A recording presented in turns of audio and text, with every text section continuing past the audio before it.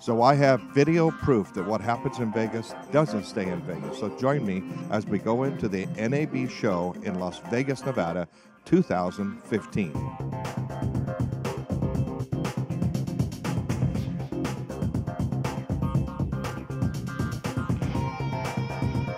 This show is sponsored by HamiltonDomains.com, where you can get your domain starting at just $10.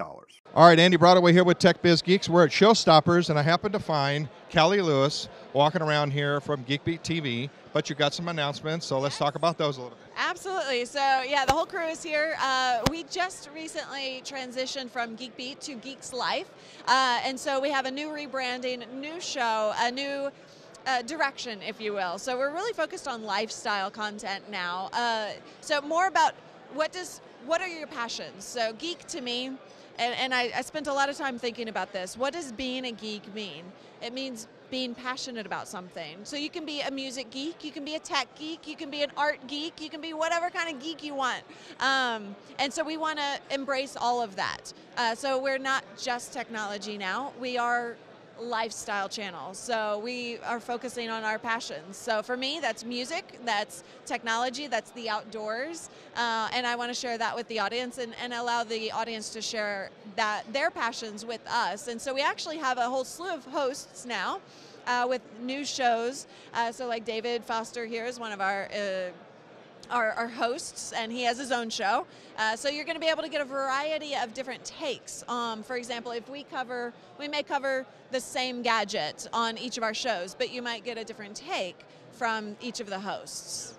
Well, that's awesome. So now, I've been following a little bit of your recent, I'm going to call them confessions. Okay. And only because you're opening yourself up and explaining things. And confession's a good thing, right? Yeah. So, but from a monetization standpoint, I know you've been very successful and over the years with the different shows that you've done, and it looks like you're maybe taking a little different direction with the monetization standpoint. So if you want to share, that's okay. If not, we'll cut it out. But I was kind of curious how you're going to be doing that.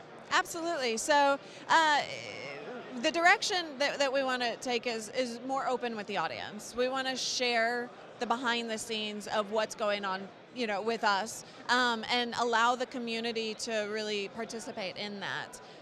And so David has been working on the community aspect on our website. So geekslife.com is not just where we house the content, it's really about the community itself. So each and every part of it is really integrated into the community and sharing and conversations. And as part of that, we want to test the model of pay what you can. And I fully believe that at this point in time, people are willing and able to pay for content that they love, and that didn't used to be the case when I first started 9 years ago, but now we see Patreon and different, services that allow people to pay for the content that they enjoy, and so I would love, in a world that we can imagine, right, to get away from sponsors where you have to rely on them. Sponsors are great. I love the people who have supported us in the past and will continue to for the time being. But the audience, if they can pay just what they're able to. So we have a model that you pay $3 or up and you get access to everything that we provide, which is 6 shows a week, and behind the scenes content and a look behind the business side of things. We also are launching Academy of Geeks, and so that is that's basically teaching courses, so sharing our knowledge with the world. I think one thing that the entire team, not just yourself, but John and all you guys have been really well at is I call it in-content ads or in-content sponsorships. You guys are probably one of the most clever of bringing those in, what we call the transition, which is great. I don't know who's in charge of that, but great job. Great job. So let's hear from the other voice over here. I'll call him Captain America, I guess it is. Yeah, so what? So what do you like about what you're doing, the new format?